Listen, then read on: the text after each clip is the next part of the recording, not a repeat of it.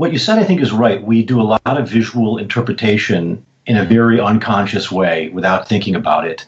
Do you think that, our culture now is more visually literate than previous cultures? Is the sort of dominance of digital technology and the web and this stuff, is it actually making kids more better at visual literacy? Boy, that's tough. I mean, I don't know about better. We're certainly awash in it, and we're consuming it at greater and greater rates. So maybe the potential is to be better, but I feel like the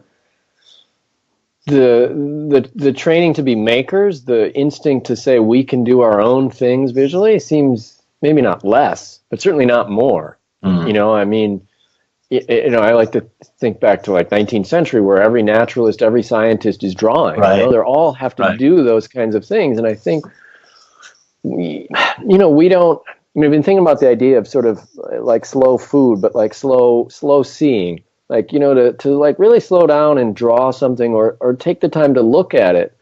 I think we don't do that very well. And again, it's partly because we're so good at seeing that we take it for granted, but I don't know. I mean, I think there's a prime moment for there to be a lot of interest in visual literacy. I mean, I just taught a class in visual communications at my school, and I think the kids really, really take to it. And I see people, whether it's that or in workshops, like people who say they can't draw very quickly realize how much they actually do know about drawing and do know about seeing.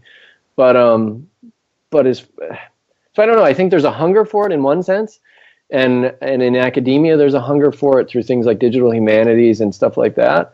But at the same time, what's being privileged in terms of testing and assessment and what counts, it's still going to be textual based. So I don't know studies on this to speak to, but that's a good point. That jives with my experience too. That I have a 13-year-old son, and he's awash in imagery.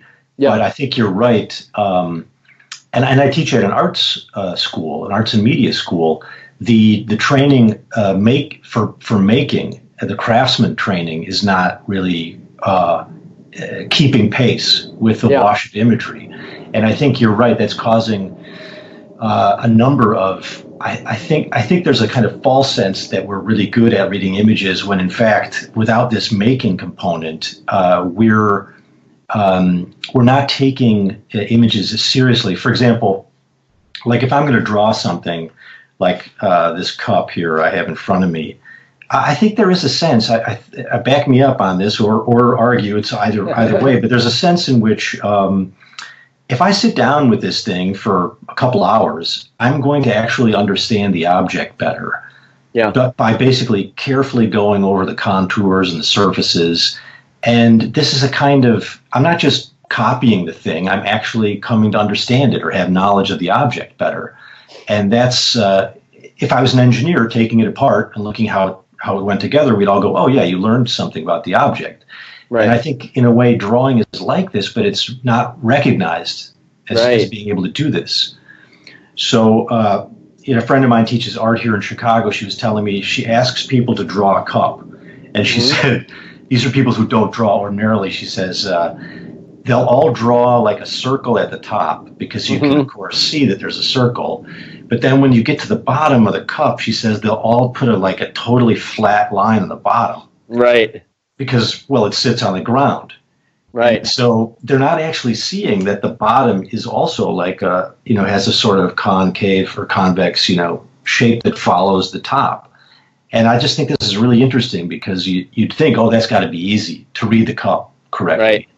And yet it turns out there are these huge blind spots for people who don't draw. And myself, when I'm not drawing, I have the same blind spots.